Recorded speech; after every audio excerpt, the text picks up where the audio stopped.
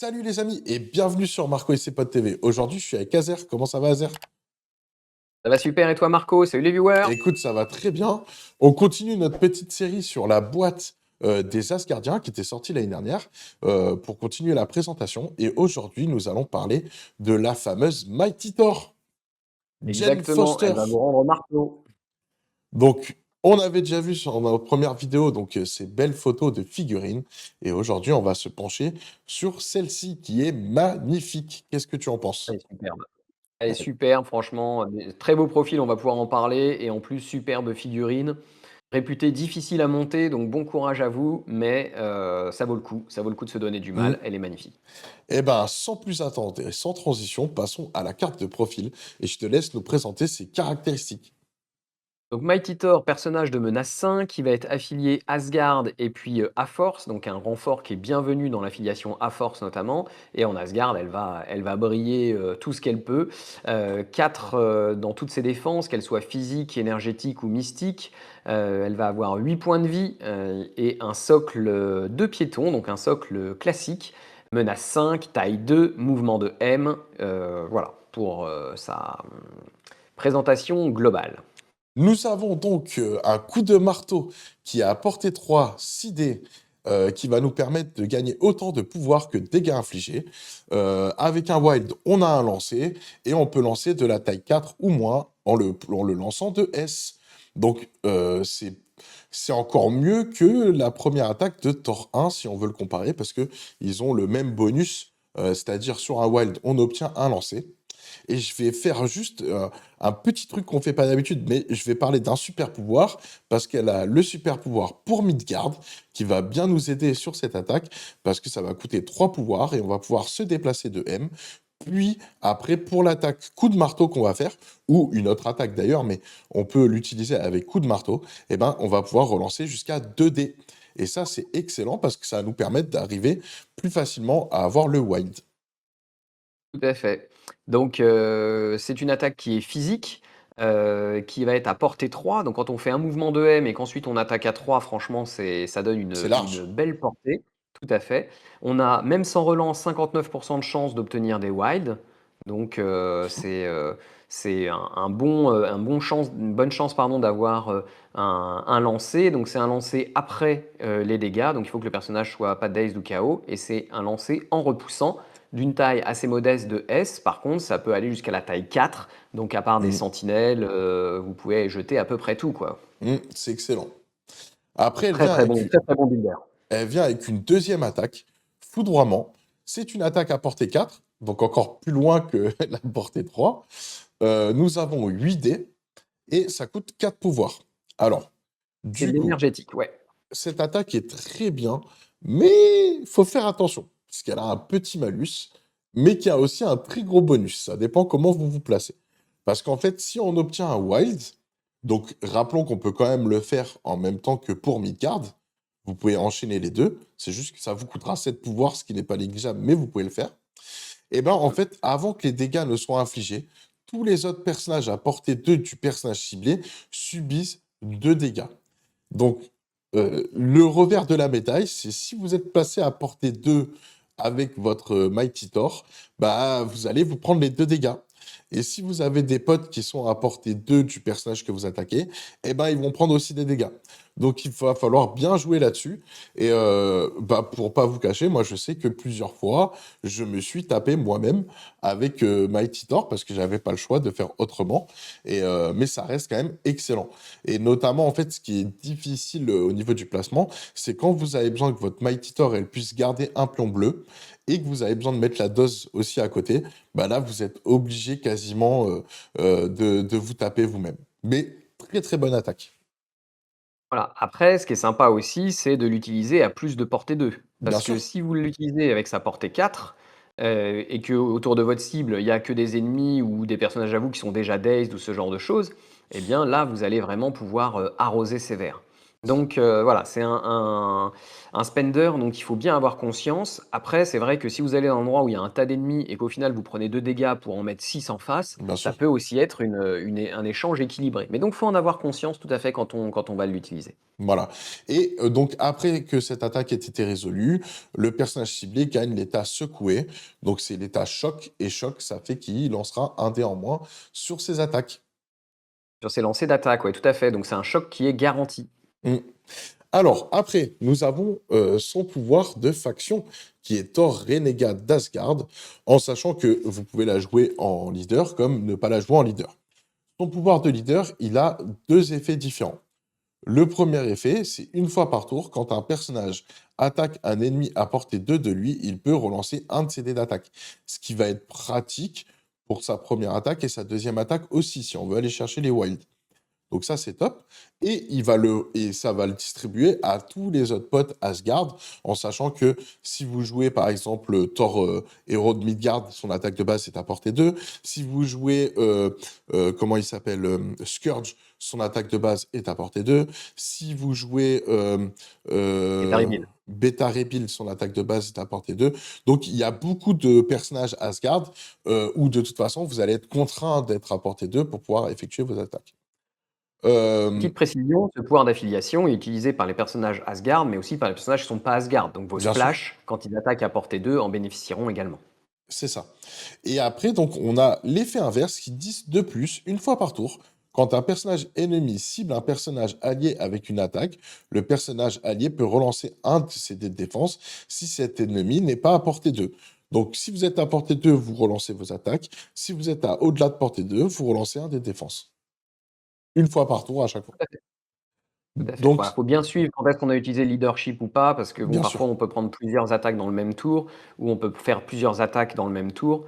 Donc, mais ça veut aussi dire que les personnages qui vont pouvoir attaquer en dehors de leur tour, par exemple, qui auraient une contre-attaque, comme bah, admettons Dracula, s'il est à portée 2 quand il fait sa contre-attaque, c'est le tour ennemi, donc là il va pouvoir utiliser la relance, même s'il a utilisé sa relance déjà à son propre tour, puisque c'est mmh, plus le même tour quelque part.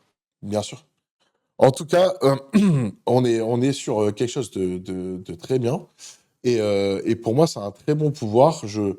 J'aime beaucoup, il y a 3 leaders en Asgard, et Mighty Thor fait partie de mes leaders préférés. Voilà. Ça peut bien comboter avec Heimdall aussi, tu sais? Parce que Mmh quand tu envoies un perso ou quand tu rapproches un perso d'Heimdall, il peut mh, faire une frappe du coup et donc c'est à portée 2 donc ça bien veut sûr, dire qu'il frappe en dehors de son tour et qu'il fait des relances donc ça peut être sympa, bien hein. sûr. Après donc, on a pour Midgard que j'ai décrit tout à l'heure, on a Force Intérieure qui a un lancer, de taille 4 ou moins, uniquement d'éléments de terrain à portée 2 et lancer de M. On peut l'utiliser qu'une seule fois par tour. Ça, c'est Heu, une petite, faiblesse par rapport à Thor 1 qui lui peut lancer, à la fois, pour le même nombre de menaces et pour le même nombre de points de pouvoir, qui peut lancer à la fois des décors et des personnages de M. bien sûr. Donc voilà, mais bon, elle fait autre chose. Bien sûr. Et après, nous avons si elle en est digne. Donc, ça coûte 2 pouvoirs. Quand ce personnage dépend contre une attaque physique ou énergétique, pendant l'étape modifier les dés, il peut utiliser ce super pouvoir. Ce personnage peut relancer n'importe quel nombre de ses dés de défense. Hors dés de crâne. Mais tous les autres peuvent Tout être à fait. relancés. Donc, ça lui donne un peu plus de tankiness par rapport à ça. Voilà. Voilà, il lui faut donc une affiliation spéciale ou ce genre de choses quand elle est splashée pour pouvoir relancer les crânes, mais elle a quand même un tricks de défense qui est assez intéressant. Mm. Du coup, bah, béni par la mère de toutes choses. Donc, pendant la phase de pouvoir, ce personnage gagne un pouvoir supplémentaire. Ça me fait délirer parce qu'en fait, c'est le même pouvoir que Asgard, sauf qu'ils l'ont pas nommé Asgard parce qu'elle, elle est pas née à Asgard. C'est une humaine, Ouais. et donc du coup, ils l'ont mis dans le fleuve de la carte, et ça, je trouve ça vraiment cool. Ce qui est drôle, c'est qu'elle est bénie par la mère de toutes choses et pas d'habitude, c'est, Odin le Ouais. Allfather, tu vois, qui bénit tout le monde. Elle, comme c'est une nana, bah non, c'est sa femme qui l'a bénie, quoi. C'est rigolo. Et donc après, elle a 2 compétences, c'est vol et immunité secouée, donc immunité au choc, comme, Thor, héros de Asgard, héros de Midgard, pardon, on a vu, Et comme Thor 1 aussi, je crois qu'il est aussi immunisé à secouer. peut-être. Là, tu me prends, j'ai pas vérifié. Je sais qu'il est Ah, je vais immunisé regarder. au stun, mais il est peut-être pas immunisé secoué. Ou peut-être que non, je me trompe peut-être. Mais oui, peut-être que tu as raison, il est aussi immunisé au secoué. Hop, je vais te dire ça, immunisé, secoué et étourdi, les 2. Donc tu Voilà, avais donc aussi tu ré vois, c'est les cool. Thor 1, il est immunisé, secoué, étourdi, elle est immunisée, secouée et elle va être sensible à l'étourdi comme tous les Asgardiens, Mmh, sauf ceux qui sont immunisés. Mais voilà, comme elle gagne 2 pouvoirs en phase de pouvoir, comme elle a besoin de pouvoir aussi pour utiliser, tous ses nombreux petits tricks, bon, bah, si vous arrivez à la stun, ce sera toujours un bon point pour vous.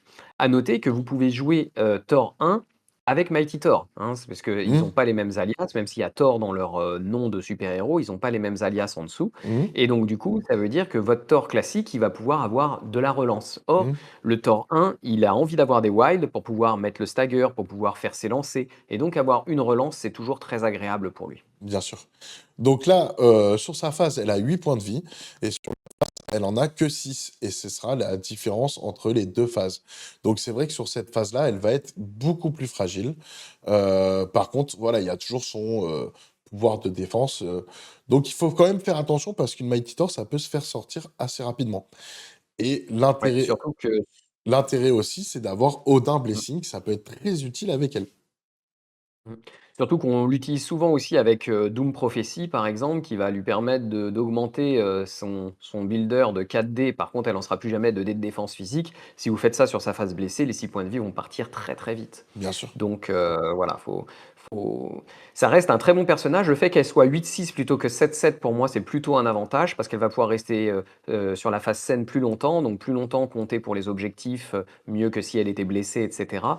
Mais c'est pas un perso immortel, hein, même Mmh, si elle va avoir des tricks de défense avec la bénédiction de Freya par exemple, avec ses propres relances de dés et puis avec, le Odin Blessing. Mais le Odin Blessing, c'est une carte qui va réduire les dommages que vous devez prendre à un minimum de 1, un maximum de 1 pardon, mais vous avez qu'une seule fois cette carte. bien sûr. Heureusement d'ailleurs, mais voilà, vous avez qu'une seule fois. Une fois qu'elle est cramée, c'est comme le Brace for Impact, ensuite on peut y Mmh. aller.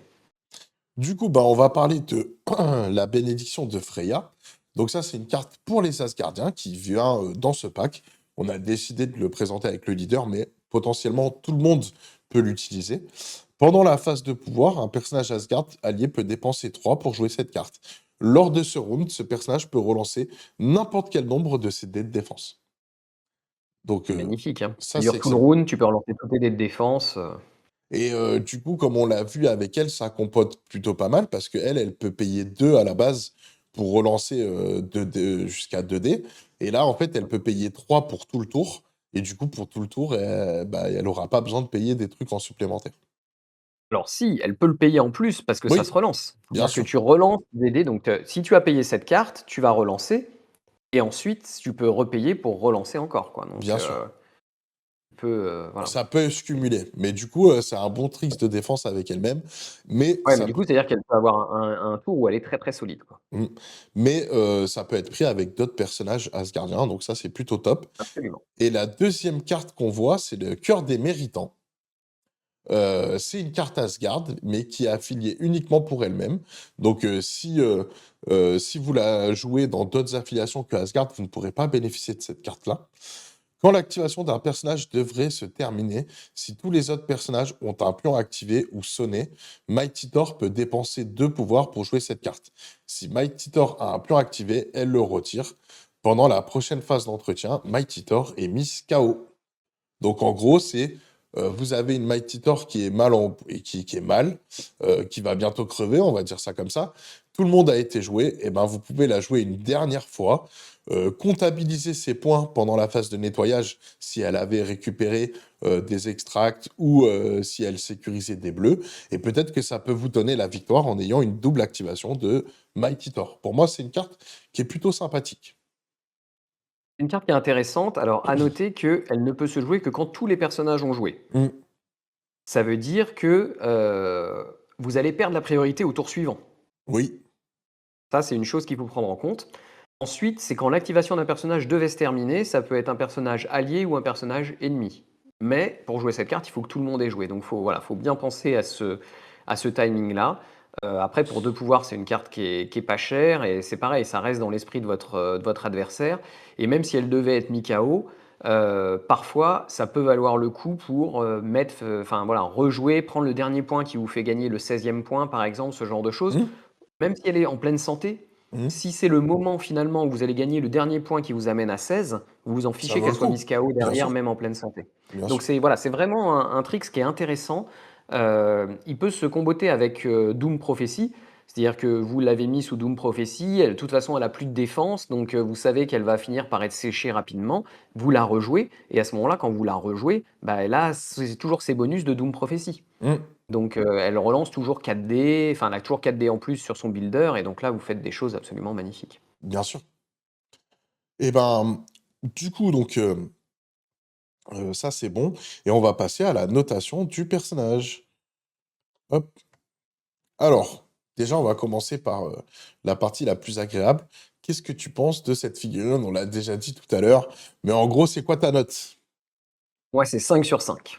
Moi aussi, Elle c'est est 5/5. magnifique, moi, Yuri me l'a peinte avec des éclairs orangés, je l'adore. Je l'ai vue avec des éclairs bleus, elle est superbe aussi, mais moi, le côté orangé, du coup, on dirait qu'elle sort, tu sais, d'une tempête Mmh. ténébreuse. C'est génial, génial. Franchement, elle est vraiment belle, donc le maximum de points. Par rapport aux cartes tactiques, qu'est-ce que tu penses des 2 cartes tactiques là qu'on a expliquées?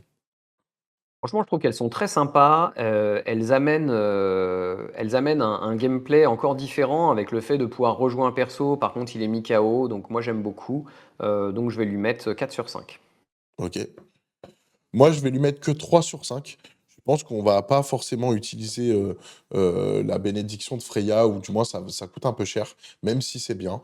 Donc 3/5, je pense que c'est correct. Après, c'est plutôt cool de voir, différents styles de cartes. Ça peut changer aussi, la façon dont on construit les listes. Ça a le mérite d'exister. Par rapport au profil, Le profil, pour moi, il est superbe. Franchement, voilà, je trouve qu'aujourd'hui, c'est vraiment un très très beau profil. Le fait qu'elle ait le builder à 3 est assez magique. Le fait qu'elle ait ses 2 dés de relance quand elle charge fait que c'est fiable. Le fait qu'elle puisse avoir un peu de contrôle avec le lancer sur son builder, c'est très intéressant. Le fait qu'elle puisse se permettre de mettre des splash dommages sur son spender, c'est aussi un tricks très intéressant. Donc globalement, je lui mettrais 5. je lui mets 5 aussi. J'adore ce Ouais, même en profil, leader, elle est top. il est top. Hem après ça, c'est mon côté, j'ai envie de toujours plus. Je lui aurais demandé juste un point de plus, sur la phase blessée, un point de vie en plus. C'est le seul Mmh. truc qui lui manque, Elle mais aurait pu sinon elle avoir est un point top. de menace en plus du coup aussi. Ah! Comme ça, elle aurait été menacée. Non, mais quitte à mettre des points en plus, Marco, allons-y. Ouais, non mais après je dis ça, voilà, mais il est très, très bien le Ouais, tu profil, hein. Je plaisantes, lui mets elle a quand même 14 5. points de vie pour un 14 points de vie pour un personnage à 5, c'est Mmh. bien. Alors donc du Et tu aurais coup, préféré qu'elle soit 7-7 ou tu es content qu'elle soit 8-6? je pense que c'est mieux qu'elle soit moi j'aurais préféré qu'elle soit 7/7, contrairement à ce que tu Ah as ouais? dit. Parce que du coup, c'est je pense une meilleure tankiness sur la phase blessée, ça peut être bien 6. Ça peut se faire, sortir, en une attaque si tu as un peu de chance, tandis que 7 c'est déjà un peu plus complexe. Mais bon, OK. c'est Ah, pareil, c'est mon point de vue. Après, j'arrive à comprendre ta logique du fait où on va, mieux compter les trucs en bonne santé.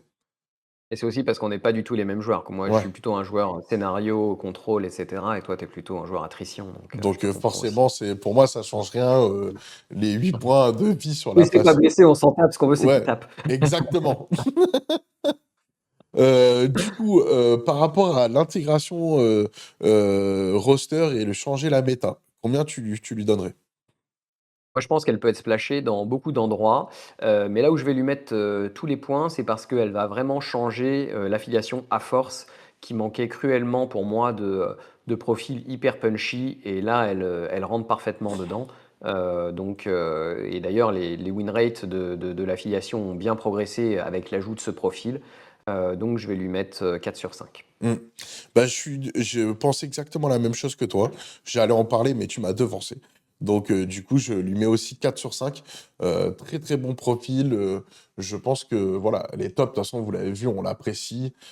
C'est un très bon personnage, personne ne dira le contraire. Même certains pensent qu'elle est trop forte et qu'il faudrait peut-être la nerf, comme quoi. Mais, du coup, c'est excellent et on est très content de ce personnage et ça lui donne une Mmh. note de 17,5/20, ce qui est une très bonne note. Excellente note. Et franchement, elle le mérite. C'est un très beau profil, très belle figurine, si vous êtes modéliste, si vous aimez peindre, vous allez adorer.